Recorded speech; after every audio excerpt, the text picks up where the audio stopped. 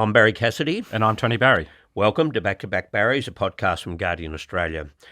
Well, I'm keen later on, Tony, to get your take on the leaked review of the Coalition's disastrous election campaign, and we'll look at new polls and look ahead to real polls that are just around the corner now in South Australia and in the federal electorate of Farah. But obviously, first, we walked out of the studio last week and a war broke out. The United States, again, at war.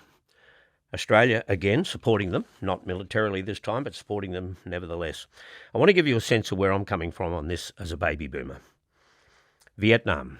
I was 15 when the United States went into that war. I was 25 when it ended. Millions of Vietnamese civilians were killed. The misery and the anguish went on right to this day because of the use of Agent Orange. At the end of it all, North Vietnam won the war, and they controlled the country ever since. In Iraq, a war based on a lie about weapons of mass destruction. 300,000 civilians killed and no real strategic value out of that. Afghanistan, I was 51 when that broke out and 71 when it ended. 150,000 civilians killed. The country was impoverished. And after 20 years, when the war ended, the Taliban took back control. And now we support the United States again in another endeavour. Worse this time, I think, because we support them with Donald Trump in charge. So Australia now, the government, is effectively backing his justifications, his judgments, his strategies, and worst of all, I think, his moral values. Hopefully, it won't be the worst American war in my lifetime, but I think it could be the dumbest. What do you think? Yeah, I worry it's not so much Operation Epic Fury, but Operation Epic Fuck Up. I'm not a military strategist. This is Back Barries, not back-to-back military strategist, but it does seem a little bit chaotic. And of course, anything that involves Trump, I worry about its motivations principally. The interesting thing to me is a big part of his pitch to the electorate in the past has been he's been the president that has never started a war. Going back, back to 39. And that was working well for him. Yeah, it was a big part of his pitch. It was highly influential over the vote considerations of many people. And now he's sort of entered one war, and of course Venezuela, which was, not a war, but highly provocative. And then, of course, he's been talking about Greenland. So you do wonder about, has this got something to do with a distraction from the economy? Because, of course, another part of his pitch was that he would fix the economy on day one, and inflation would start coming down. And, of course, the Epstein files, which is, always... and that is, if you listen to some of those American podcasts about focus groups, and they'll play some of the focus groups, like, that is a big thing because Epstein represents the insiders, and Trump has always pitched himself as an outsider. But they're outsider. And so you do fear that there's more to this. Obviously, disarming Iran from nuclear capacity is an important strategic consideration. But his motivations is what worries me. And it's not just his motivations either. Whenever you raise any opposition to the war, you get the usual thing. You get this litany of evils about the regime in Iran, and all of it true. All of it. Yep. But that's not the question. It's not about that. It's about what is the best way to deal with the issues that are presented by that regime. How do you prevent them from developing a nuclear weapon? How do you free the country from the awful ideology of the Ayatollahs? How do you limit their ability to spread terrorism? Do you do that by bombing the crap out of them from a distance without any real strategy about how that will change anything? What it will do is reduce their military capacity, no question. But beyond that, you could do all of this. You could have all of these lives lost. It could go on for a very long time. There could be a really enormous economic consequence to all of this, and not much will change. And that's the debate that we should be having, and not just a question of backing Trump, no matter what he does. The question marks, I think, will drag on for a while. But what disturbs me too is that when Australia signs up in a sense that they're giving moral support to the war, is the nature of the people that they're dealing with. Peter Hegseth, who's the Secretary of War, well-named Secretary of War, And he said so many of our traditional allies wring their hands and clutch their pearls at the use of force. Well, there will be no rules of engagement, no nation-building quagmire, no democracy-building exercise. And then he went on to say, it won't be a fair fight. He says, never was going to be a fair fight. We'll be punching them while they're down. I mean, I hope the kids of America are listening to that. That's not the words of a statesman. It's the words of a thug. Marco Rubio, the Secretary of State. Now, this is not so brutal, but it just doesn't make any sense. He said it was clear that if Iran came under attack by anyone, US or Israel, anyone, they were going to respond against the United States, so we needed to go first. So what happened? They went first. After that, Iran retaliated by bombing United States facilities in 10 countries. So that was a brilliant strategy. Trump himself, though, always trumps himself. He talked about, the question to him was, who should be the new leader? Well, most of the people we had in mind are dead. Now we had another group, and they may also be dead. But since then, he said that that he believes they would have had nuclear weapons in 2 weeks, had they not bombed when they did. He said their navy is gone. 24 ships in 3 days, I think he said. Anti-aircraft weapons are gone. No air defence. All of their planes gone. It's just mind-boggling stuff that he's making these kind of judgments on the way. And I think the problem for the government here, or anybody that supports the war, any of the governments that supports the war, is that they always say stupid things, but the media kind of just factors that in, and in a sense they almost normalise some of it. But you can't say those kind of things when you're at war. You've got to be far more precise. You've got to be accurate.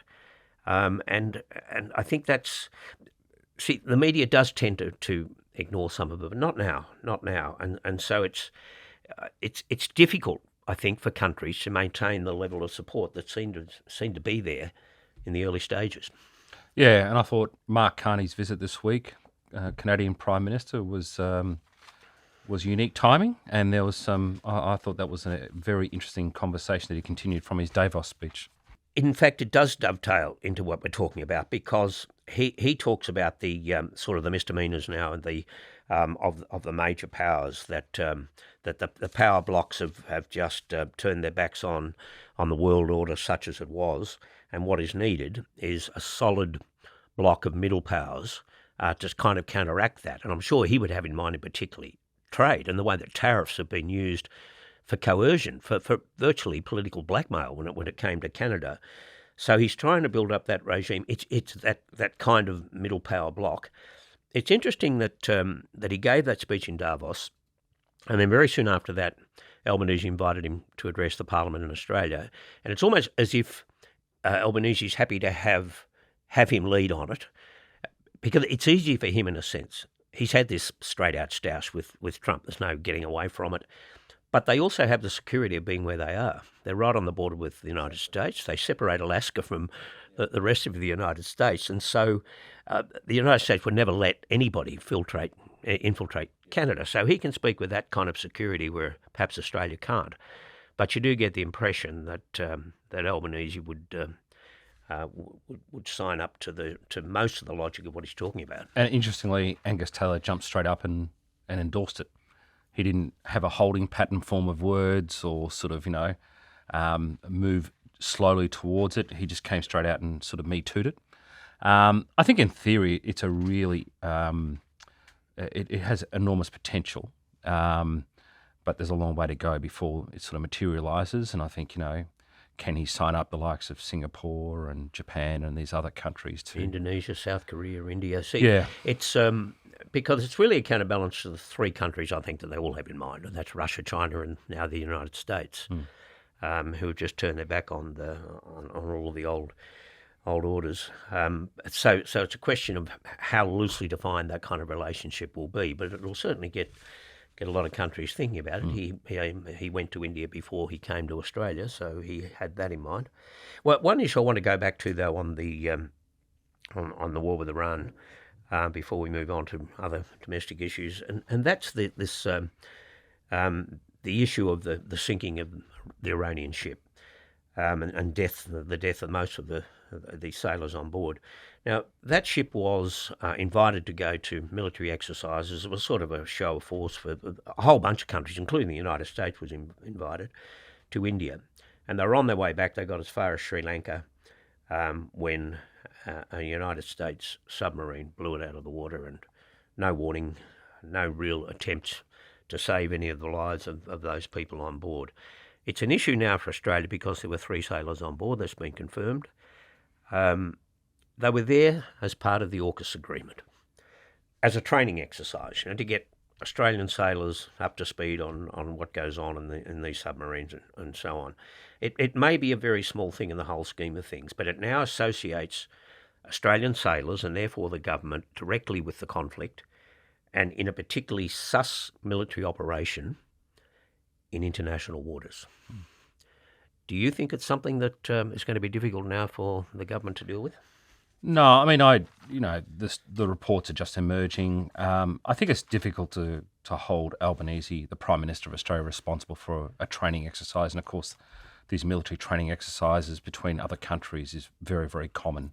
So I doubt that he had prior knowledge or awareness of what specific sort of Defence Force personnel were doing at any given time. But I think, in the macro of the story, it will be, from Australia's point of view, will be the impact that it has on inflation and therefore interest rates. And again, it's just sort of, it does not feel like something that's been particularly well thought through. And so I think that the domestic ramifications will be the bigger part of the story. Well, it'll be big. I don't know whether it can match the potential for the civilian lives that could be lost in this conflict, and if it broadens even further, and probably will. But look, beyond that, I think that when you talk about inflation, petrol, the price of petrol, such a big influence on inflation, and then interest rates go up, and every Australian feels the impact. Just before we take a break and go on to domestic issues, I just want to. I went back and reread the Davos speech, Carney's speech in Davos, which got the debate going about the middle powers. And he said this, it really struck me. He said that the strong can and will do what they like. The weak must suffer.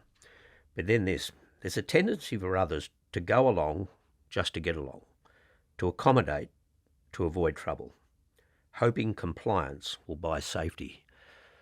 I mean, those words, it'd be interesting to know how many within the Parliamentary Labor Party would feel uncomfortable hearing those words.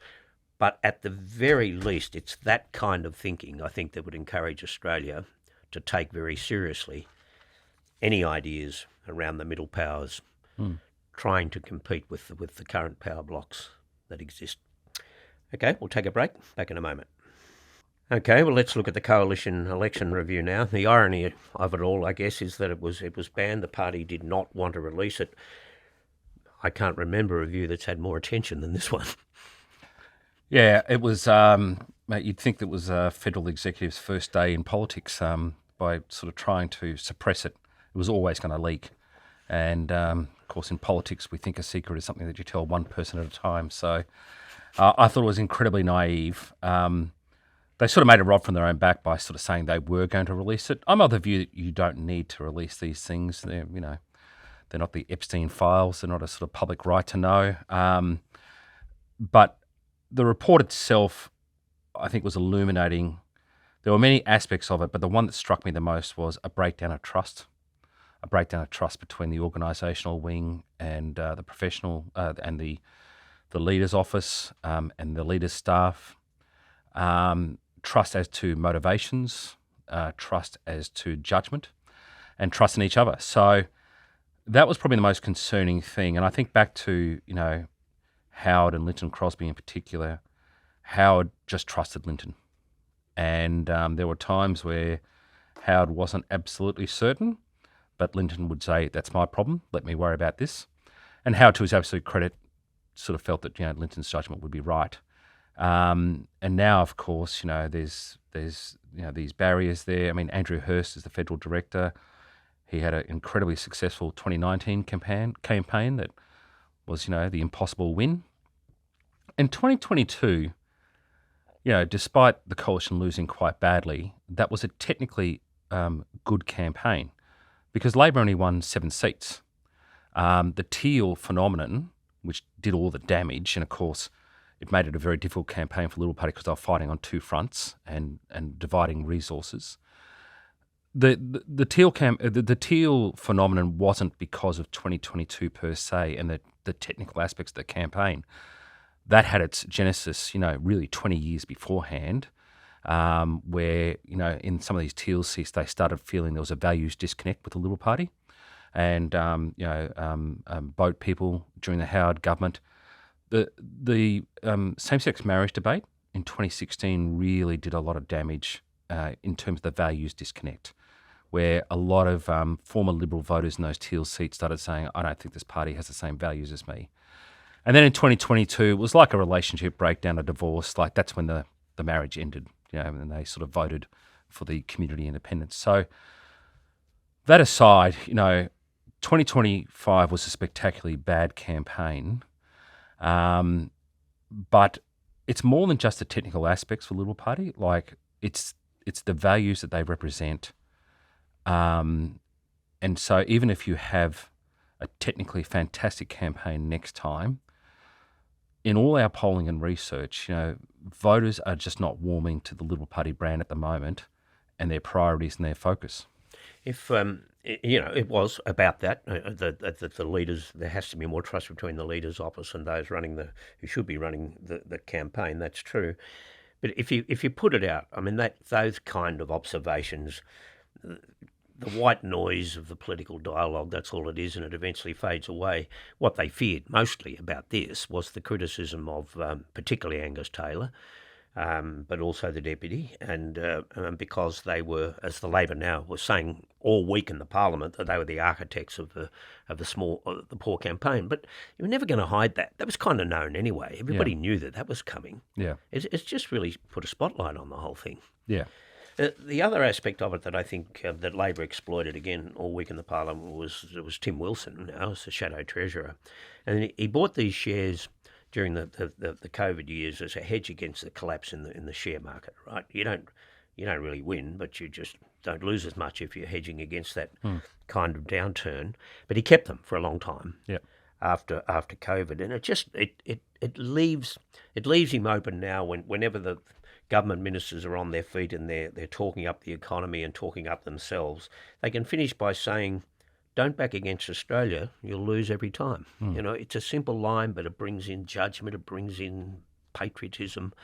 It's a tough one for Tim Wilson to be hit with right from the outset. Yeah, Tim's superpower is he has no shame. And as you know, certainly true. That's really important in politics. Yeah, it is. Yep. But I got to say, I saw him in question. I thought, Jim Chalmers crushed him like a paper cup on that. Because he said, Mr. Speaker, I've been wondering why he's been talking down the economy. And then, I saw this article. Performatively, it was very good from Chalmers. And it was one of those rare moments in Tim's career where I've seen him with some shame. And that is going to make it a bit hard for him moving forward. But I've been talking to a lot of Labor friends who are out of the game, but, like Collingwood supporters, they've always got an opinion, armchair coach. They do rate Tim highly, and they think that, he does pose a danger, and part of it is that shamelessness that he's got. But, mate, he just refuses to be knocked down. And, I mean, the fact that he came back in Goldstein, I thought he was mad doing it, but he won. So. Yeah. No, he's extremely articulate. You wonder at the end of some of it that what did he just say? But he sounds convincing. Yeah. You mentioned climate change before, and it was mentioned in the review, only in passing, but an interesting mention just the same. It said that young people can be alarmed by false claims, as many have been on climate change. But the most overriding concerns of most of them are closer to home, owning a house and having a job. So the only context in which climate change was mentioned was to say, well, there are false claims and kids are gullible, and they're lapping it up. That issue, I think, was the lead issue in terms of the Teals taking about 9 seats from the coalition. I don't think that's the kind of analysis that's going to help them much on that issue. Yeah, that is one of the problems of the Liberal Party, is that it's got to be seen to be credible on climate change and reducing emissions in those Teal seats. And, I keep on talking, Barrie, about the fragmentation of the electorate. I go back to the mid-90s, and really what worked in North Queensland worked in Sydney and worked in Perth. Now we're a nation of smaller and smaller tribes, and so it's very, very hard to pitch a message. And Some of the feedback I've been getting from wise heads in the Labor Party and the Liberal Party over the last month or so is, can a political party ever get back up to 40%? We're all looking at this phenomenon of basically one nation eating into not just coalition territory, but they're now eating into Labor territory. Looks like they took 2 points off Labor federally. And in Victoria, we had a poll out this week. Victoria's dropped 6 points for Labor. One Nation has gone up to 24. They look like they've taken 12 points off the coalition, which is savage. And this is Victoria we're talking about. Yeah, which is, it's not Queensland. No, it's California. It's Massachusetts, And so One Nation is starting to really change the landscape dramatically. And I guess the $64,000 question is, how enduring is this? Yeah. We've got a question from Sean, who emailed, and he said we focus on the House of Representatives a lot around this, but he's interested in the implications in the Senate. Could they get to the point where they can affect the passage of legislation in the Senate? Well, the simple answer to that is they sure can, without very much of a shift, because there's 76 senators. In 38 is half of that. 39, that's Labor and the Greens at the moment. 39, bare majority, but they control it. So the non-Labor parties, the non-Green parties, can very easily suddenly get control. The trick is, though, that One Nation can take seats away. If they just take them away from the coalition, then that doesn't change the balance. They'd need to take seats away from Labor as well, but not many, just a few, and they will have control over or significant influence over the legislation. I think that can start eating into the left territory as well, and look, with preference flows and order of exclusion, you never know what sort of Senate you'll find. And remember, last federal election was the first time ever that the coalition only won 2 spots in every state. They didn't win a third spot. Not long ago, they used to traditionally win 3 in every state, and then it was 2 in some states, 3 in others. So we could be entering an era where the coalition might not even win 2 spots in one state. I don't think that's implausible at the moment. If this voting behaviour continues, and if that goes to One Nation, that changes the balance. Absolutely. Yeah. Very real question. And the other thing too is, if they do expand Parliament, and I'm still a sceptic, I don't think it's going to happen. I think there's valid arguments for it. But if they expand House of Reps, they need to expand the Senate, and of course it needs to be in multiples of 2 because of half Senate. And so if you have an expanded Senate, the quota to get elected is lower. So suddenly 6% primary vote in the Senate, which is not enough for a quota, depending on how many senators you got. But it's traditionally, not enough. But suddenly it puts you very, very competitive because of a few preferences, and you got a quota. And from a federal point of view, when you're looking at the South Australian election just around the corner, what would interest you the most? Would it be the flow of preferences, where they're going in regard to One Nation? Yeah, we asked in Victoria and federal in the last week respondent allocated preferences. So we actually asked respondents on the survey how they distribute their preferences. We don't always ask that because what they call historical preference flows are normally incredibly reliable. For example, Green votes around 85% flow back to Labor when they're excluded. And that's almost every election without fail. One Nation typically has been between 75 and 77% of One Nation votes flow back to the coalition once they're excluded. But now we're in this situation where One Nation might get over the top of the coalition in some seats, particularly in those regional peri-urban seats. What was really interesting in our survey, and there was an identical number for both state and federal, they were separate samples, was that there was 31% leakage of coalition votes. So if coalition were excluded first, 31% leaked to Labor over One Nation. So I guess people like me, if I would put my preference to Labor over One Nation. So 31% it's a big leakage. It is. Yeah. It's enough to cause a bit of damage. People talk about directing preferences. They can't direct, they can just suggest. That's all. Yeah. And that's what happens. You get a 30% leakage. Your colleague Cosmaris talked this week about forget precedent now. That's how dramatically politics has changed. You can't even rely on precedent anymore. But here's an example of how accurate that is. The The last time that there was an election in Farah, at the general election, the independent candidate, Michelle Milthorpe, came in second. She came in second to the Liberal candidate who went on to lead the Liberal Party, Yep. Susan Lee. This time, it'll be just on, almost bang on, 12 months after that. And the contest this time is Michelle Milthorpe versus the toughest opponent, the One Nation candidate. Yep. What a dramatic shift in just 12 months. Yeah. Yeah. I think that's going to be a fascinating election. I think it's a great opportunity though for the Liberal Party. The Nationals have said they won't run, which I think is wise because it's just going to cannibalise that Conservative vote, and you can't always be, even with preferencing between National Party and the Liberal Party in those traditionally three-cornered contests, it's still only about 90%. So you still have leakage with that. So that was a wise decision, I think. But it's a great opportunity for the Liberal Party, though, to get out there and actually get rid of some of that campaign rust and establish their credentials again, campaigning on the ground, which is going to be very, very important. But I think they're going to be asked constantly about One Nation. Exactly. And I think it's how they deal with that. Yeah. The preferences decision, already Jess Wilson in Victoria has ruled out doing a deal with One Nation, which I think was very wise. But interestingly, in South Australia, One Nation have come out and said we won't be doing any deals.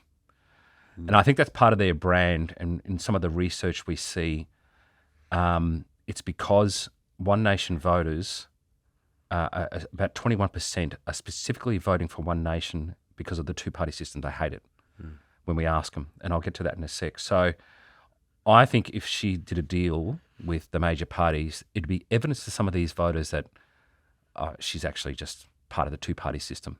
And I think separating herself out was strategically quite smart because in the last survey we did, that 28% of federal voters who said they were voting One Nation this time, we then separated them out and asked them individually, why are you voting One Nation? And we asked them open-ended questions. So instead of giving them a laundry list of different options to choose from that we think might be motivating them, we let them put it in their own words. And then we coded them. And I thought what was really interesting was 21% of people voting One Nation said they're doing it because they hate the two-party system. And some of them actually use those words, which is, it's a bit insiderish talk, but they hate the major parties. Yep. 15% said because of immigration policy. They like her immigration policy. 14% said because they like Hanson. She's the truth teller. She tells my truth. It's that authenticity. Like, she tells it the way she sees it. You know, the other leaders just sort of, you know, they'll tell you what you want to hear and so forth.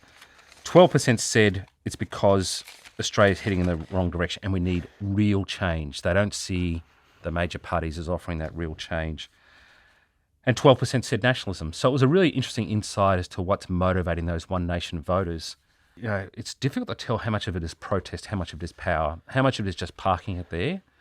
And, you know, to use your excellent example just recently about the Xenophon Party, yeah, they were at 34% on Newspoll and they crashed to 14. But Barrie, I'm just seeing more and more evidence in these focus groups that this might be more enduring than we think. All right. Well, what we must, I think, as a country ensure is that some of the politics of Trump that are normalised in the United States are not normalised there, and that's why I dedicate myself each week, if I can, to point out something about One Nation. Yep. Just this week you talk about, you know, she's authentic, she tells the truth. Just a couple of facts from this week. One Nation, the New South Wales Senator from One Nation lived in Queensland when he was first chosen, and he lived there for 4 months after his appointment. Senator for New South Wales living in Queensland. And then Pauline Hanson, it's emerged, charged taxpayers $9,000 for a private plane to go to a function that was thanking Gina Reinhardt for a community donation. Just a couple of things that occurred this week that I think you should know about. And I think the really important thing for the coalition, there'll be a temptation from some corners of the coalition to do a deal with One Nation for preferences in Farah. And I think that would be a terrible mistake strategically. I think, firstly, it helps legitimise One Nation when they should be going on the attack. You look back at Howard and Costello, and we spoke recently about 2004 where One Nation didn't win a Queensland Senate spot because Ron Boswell on the ground, the late Ron Boswell, campaigned hard on the ground, but then Costello and Howard provided that macro air cover on those. They destroyed her economic credentials. Yeah. So I think it's important to delegitimise them. But also, I think it looks weak and defeatist if they cut a deal with One Nation, which is not the sort of message you want to be sending to voters, where they're looking and seeking for strength from their leadership. Yep. I think, it removes that campaign rust, as we said, but more importantly at the moment, there's coalition members who can probably live with some of her immigration policies. And that's all fine. Let's park that to one side. But she's probably going to come up with some truly crazy policy ideas soon. And the coalition will own it because she'll effectively be the deputy leader, not David Littleproud. Yep. And I know that's the way how the media will portray it, and they're going to have to deal with it. So it'll be a real test of whether they're being strategic or tactical. Well, that's it for this week. This podcast was made on the lands of the Wurundjeri people. It was produced by Daniel Simo and video production Burton Hewin.